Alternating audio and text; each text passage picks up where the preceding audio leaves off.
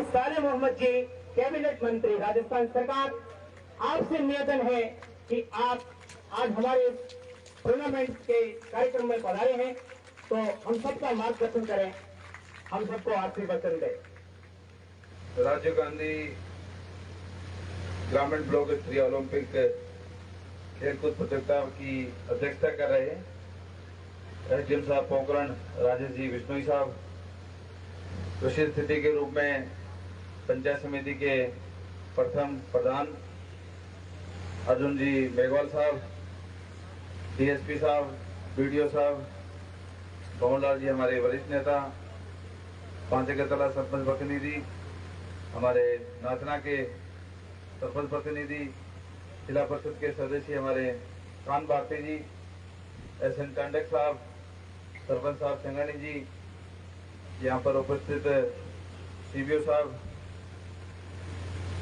सरपंच मदासर, चिन्नू, बोडाना, टावरीवाला, जासर, और भी सरपंच है कोई? क्यों नए चेहरे हैं ना, भूल जाता हूँ कभी कभी। और पत्रकार जी और यहाँ पर उपस्थित तमाम नाचना ब्लॉक से पधारे हुए मेरे पिता तुल्य बुजुर्गों, माताओं, बहनों, नौजवान साथियों, पत्रकार बंधुओं और खिलाड़ीगण, सबसे पहले तो मैं नोक के जो कबड्डी खेल की जो विजेता टीम है उस टीम को मेरी ओर से बहुत बहुत बधाई देता हूँ। और दूसरी बधाई भी नोक को जो पुरुष वर्ग में जो विजेता टीम आई है उनको भी बहुत बहुत बधाई। आज वैसे समापन तो नहीं है, समापन कल है, पर आज मेरा आप लोगों के बीच में आने का मौका मिला, सौभाग्य मिला, क्योंकि एक दिन में जब शुरुआत होती है तो सब जगह आना बड़ा मुश्किल हो जाता है, यहाँ दूरियां भी होती है। भणियारा में हमने शुरू किया मोहनगढ़ से सुबह जल्दी 9 बजे, उसके बाद भणियारा में और फरसून इलाके में चला गया, और आज वापस मैंने आपके नाचना से तीसरा दिन है शायद खेलूंगा, और तीसरे दिन में मुझे आप लोगों के बीच में आने का मौका मिला है। बड़ा अच्छा लग रहा है कि जो एक खिलाड़ियों के चेहरों पर जो उत्साह दिख रही है वो वास्तव में एक उत्साह अलग दिख रही है, क्योंकि बहुत ही काफी लंबे समय के बाद में इस प्रकार के गेम्स हो रहे हैं। काफी साल हो गए जिसमें मैं समझता हूँ कि सारे शिक्षक यहाँ बैठे हैं, इन सबको पता है कि बीच में कितना बड़ा गैप आ गया, 2 साल का कोविड का भी आ गया। तो ऐसे समय में तो तमाम हमारी गेम्स है या शिक्षा है वो तमाम चीजें बीच में स्टॉप हो गई। अब वापिस सरकार ने, हमारे लोकप्रिय राजस्थान के मुख्यमंत्री अशोक गहलोत साहब ने जो हमारी बजट घोषणा थी उसकी अनुपालना में मुख्यमंत्री जी ने कहा था कि मैं राजस्थान के अंदर ओलंपिक प्रतियोगिता कराऊंगा, और उसी अनुपालना में ये प्रतियोगिता हो रही है, क्योंकि पूरे देश में राजस्थान ये पहला प्रदेश है जिन्होंने ये ओलंपिक की शुरुआत की है। और आप देखें कि ओलंपिक में जो दुनिया के देश हैं, चाहे जापान देखें, ब्रिटेन देखें, चाइना देखें, वो सबसे ज्यादा आगे हैं ओलंपिक में, और हम लोग थोड़ा पिछड़े हुए हैं।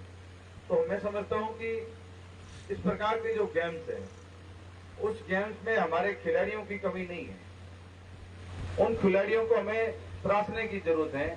आज ग्रामीण इलाकों के अंदर जिस प्रकार से क्रिकेट में जो जिस प्रकार की धूम है वही धूम मुझे कबड्डी में, फुटबॉल में, ये सब चीजें जो है अलग अलग खिलाड़ी अलग अलग रुचि रखने वाले हैं। तो आज मुख्यमंत्री जी ने पूरे राजस्थान के अंदर लगभग, जब हमने आवेदन मांगे थे तो 30 लाख लोगों ने इसमें अप्लाई की, 30 लाख लोगों। और सबसे बड़ी बात, इसमें उम्र का भी नहीं रखा, दादा और पोता पोती भी साथ खेल सकते हैं। मान लो कि बुजुर्ग आदमी है, हमारे बोडाना के सरपंच साहब बैठे हैं, प्रोहित जी, बचपन में खेलना चाहते थे, खेल नहीं पाए, अब मुख्यमंत्री जी ने कहा है कि आप दादा और पोता साथ खेल लो। तो मैंने काफी जगह वीडियो देखे कि बुजुर्ग महिलाएं और बुजुर्ग हमारे इस प्रकार से इस खेल के अंदर रुचि रख रहे थे वो उनका उत्साह चेहरे से झलक रहा था। और अलग अलग सोशल मीडिया में सॉन्ग भी बनाए हैं। जब ये एक साथी ने अभी आपके कौन सी भाषा में आपने क्या कहा था, हाँ राजस्थानी भाषा में इसका किया। तो इस प्रकार के पूरे राजस्थान में देखा मैंने कि सोशल मीडिया के अंदर जो जिस प्रकार से इसकी धूम मची थी ओलंपिक की, वो भी अपने आप में अलग थी। और इस प्रकार के मैं समझता हूँ गेम्स होने चाहिए, ताकि जो हमारी बच्चे हैं, बच्चियां हैं, जो खिलाड़ी हैं, उन खिलाड़ियों को एक मौका मिलना चाहिए। अब तो मुख्यमंत्री जी ने ये कह दिया, आप सभी बच्चियां बैठी हैं, कि हर साल इस प्रकार के गेम्स होंगे। इसलिए आपको आपकी तैयारी लगातार रखनी है और कम से एक साल में कम से कम 15-20 दिन, 1 महीना ऐसा होना चाहिए जो खिलाड़ियों के लिए होना चाहिए। और वो मौका सरकार ने दिया है। और मुझे विश्वास है कि हमने जब पंचायत स्तर पे इसकी शुरुआत की थी, तो उसके बाद में आज ब्लॉक स्तर पे हो रही है और उसके बाद में जिला स्तर पे होगी। और 2 अक्टूबर जब गांधी जयंती है, गांधी जयंती के अवसर पे राज्य स्तर पर ये प्रतियोगिता होगी।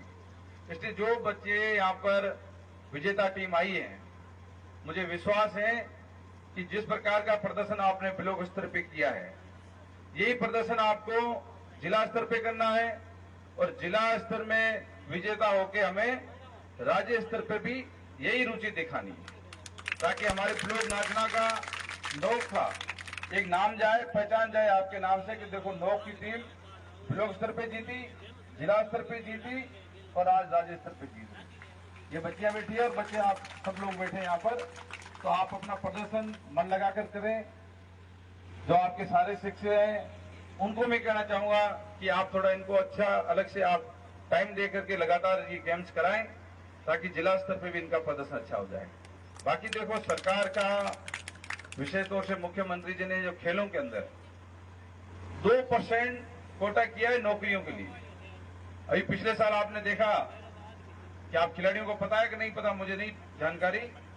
अभी सरकार ने खिलाड़ियों को डीएसपी रैंक तक, डिप्टी लेवल पर जो हमारे बैठे हैं डिप्टी साहब कैलाश जी, इस स्तर के भी खिलाड़ियों को नौकरियां दी हैं और विभागों में अधिकारी कर्मचारी भी बने। आप अच्छा काम करोगे, गोल्ड मेडल लेके आओगे, सिल्वर मेडल लेके आओगे, तो हो सकता है सरकार आपको इनाम भी देगी और आपका जो पढ़ाई का उसमें 2% का कोटा हो जाएगा। तो हो सकता है कि आप में से कोई डीएसपी बन जाए, अधिकारी कर्मचारी बन जाए। तो ये तो हमारे ऊपर निर्भर है।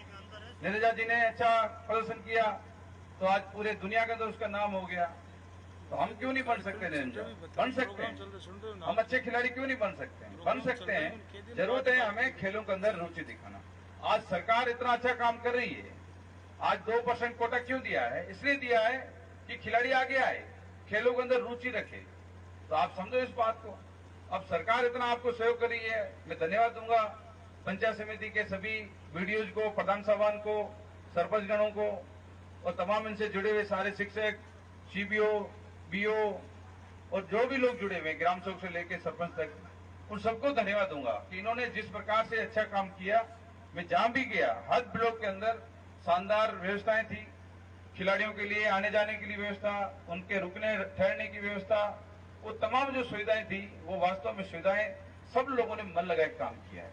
तो आप आगे भी इस प्रकार की रुचि रखें।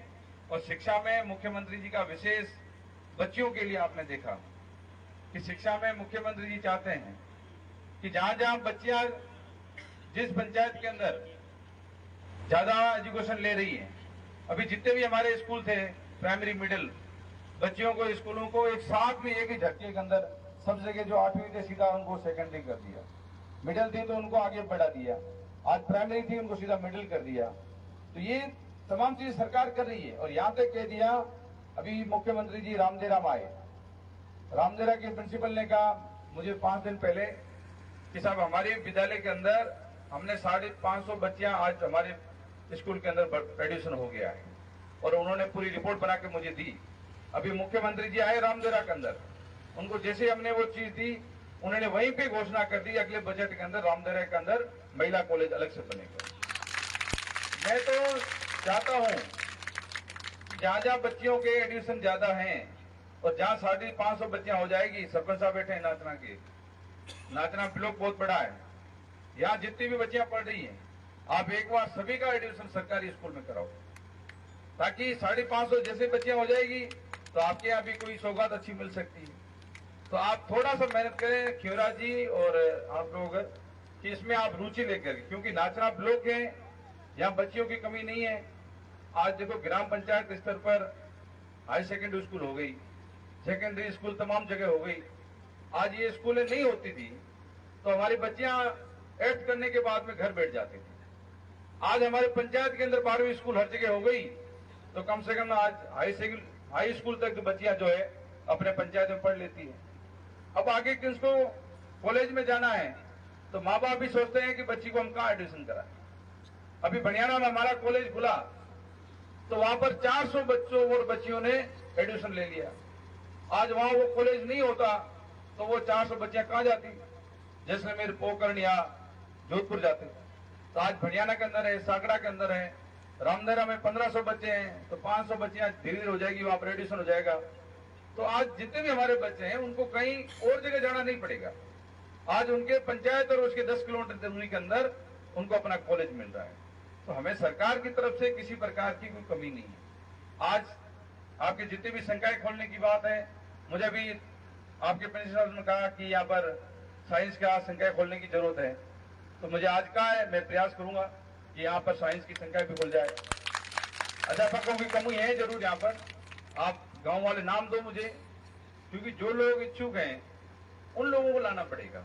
अन्यथा क्या होता है कि बाहर के लोग आज 25 साल से यहाँ बैठे हैं, 15 साल से बैठे हैं, वो आखिर में अपने घर जाते हैं, उनको रोकना भी संभव नहीं होता।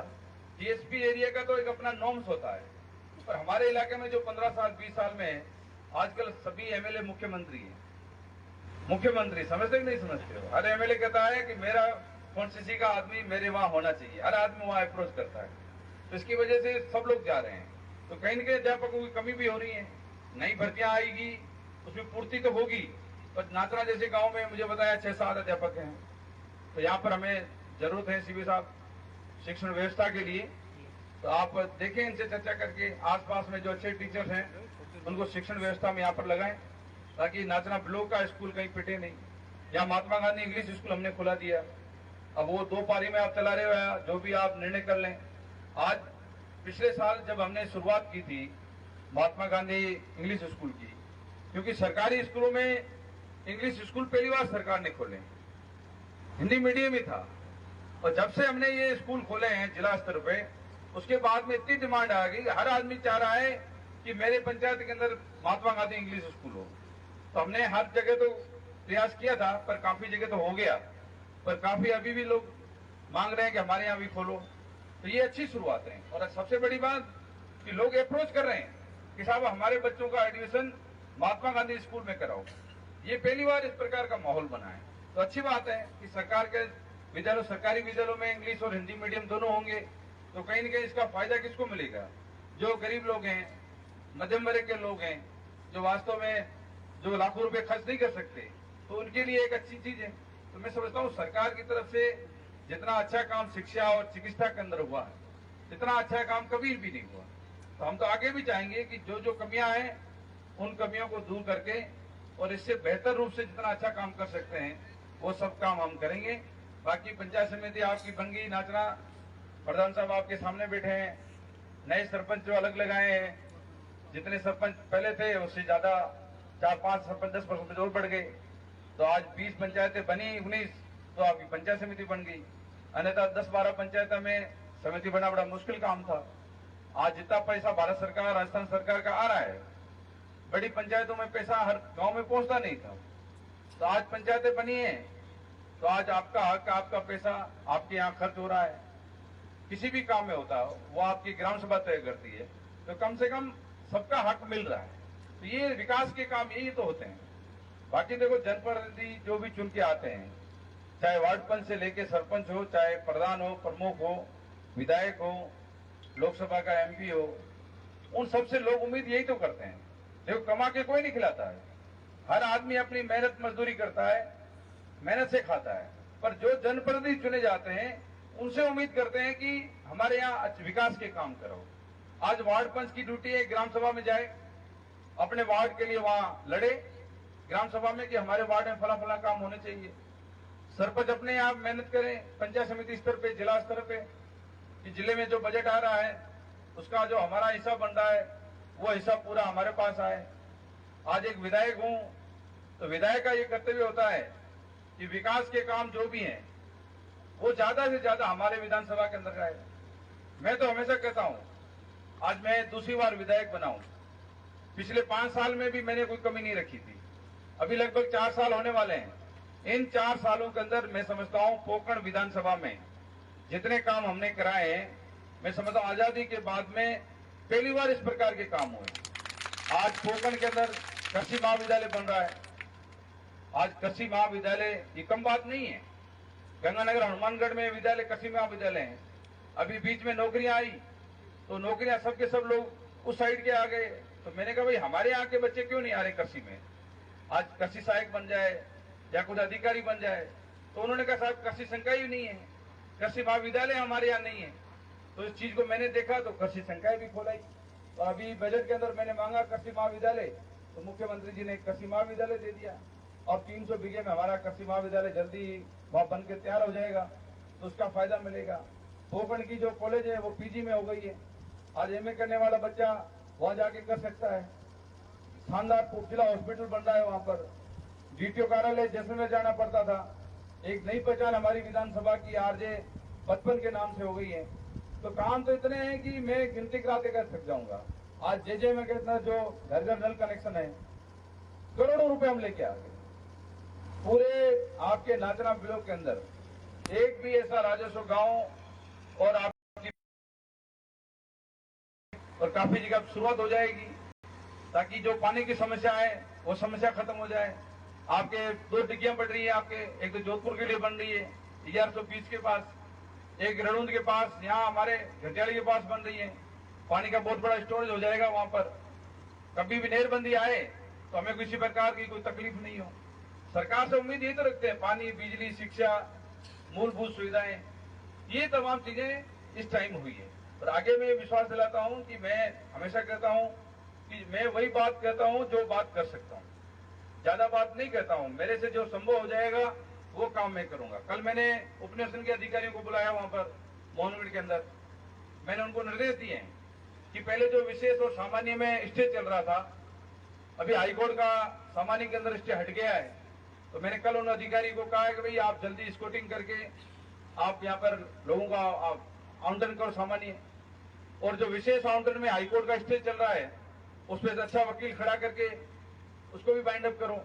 तो वो भी हम कोशिश कर रहे हैं। पर नाचना को इस तरह से बदनाम कर दिया। मैंने राजेश जी को कहा कि आप ज्वाइन करो, आप चार्ज ले लो, तो ये भी डर रहे थे। मतलब कुछ चंद लोगों की वजह से हमारा पूरा उपायुक्त उपनिवेशन बदनाम हो गया। आज कोई अधिकारी, तहसीलदार या डीसी या कोई भी कर्मचारी नाचना आने में झिझक रहा है कि नाचना आ जाऊंगा तो पता नहीं है मेरे ऊपर एसीबी आ जाएगी या मेरे खिलाफ एक्शन हो जाएगा। मतलब एक भय बन गया है ये। मतलब कुछ चंद अधिकारी और कुछ चंद लोगों की वजह से इस तरह का भय बना है, और उसकी वजह से पूरा हमारा उपनिवेशन उपायुक्त का नाचना का कार्यालय पूरा बदनाम हो रहा है। तो ऐसे लोगों को सोचना चाहिए कि वास्तव में जिनका लीगल काम है, सरकार ने नियम कायदे बनाए हैं, उस नियम कायदे से सबका भला हो सकता है। तो हजारों बीघा जमीन किसी को नहीं दे सकते, पर वास्तव में जो भूमिहीन लोग हैं उन लोगों का आवंटन हो सकता है। पर अभी 3 साल मैंने प्रयास किया पर उसका रिजल्ट 0 रहा। अभी मैं खुद मंत्री हूं तो मैं लगातार इनसे स्टे भी हटवाया है। तो अब मैं प्रयास कर रहा हूं कि भाई आप 1 साल के अंदर आप रिजल्ट दो हमें। तो कोशिश करेंगे इस बदनामी के बावजूद भी आपके यहाँ जितना अच्छा काम कर सकते हैं उसके लिए हम प्रयास करेंगे। इसलिए लंबी बात नहीं कहूंगा। आज तो ओलंपिक खेल का मामला है, बच्चे कहेंगे कि नेताओं वाले भाषण यहाँ शुरू कर दिए। तो ये बेटा सब बैठे हैं, कोई सरपंच है, कोई पूर्व सरपंच है, कोई नेता है, कोई नेता बन रहा है। तो ये भी उम्मीद रखते हैं कि हमारे लिए आप क्या कर रहे हो, बच्चों के लिए बोल रहे हो। तो इनको भी सुनाना पड़ता है ये बात। तो ये भी समझेंगे इस बात को कि भाई हमें कमी है कि सरकार के नियमों में कमी है, या आप हमें क्या सुझाव दे रहे हो। तो ये भी आपके भले के लिए सोचेंगे। ऐसी लंबी बात नहीं कहता हुआ एक बार पुनः तमाम जो लोग यहाँ पर ब्लॉक स्तरीय प्रोग्राम में आए हैं उन सभी को मैं धन्यवाद देता हूँ, और खास तौर से सारे शिक्षक और खिलाड़ीगण जिनसे उम्मीद करता हूँ कि नाचना ब्लॉक का नाम आप पूरे राज्य स्तर पे ऊंचा करेंगे। इसी आशा और विश्वास के साथ एक बार पुनः आप सभी का बहुत बहुत धन्यवाद। जय हिंद। हेलो, बहुत बहुत धन्यवाद।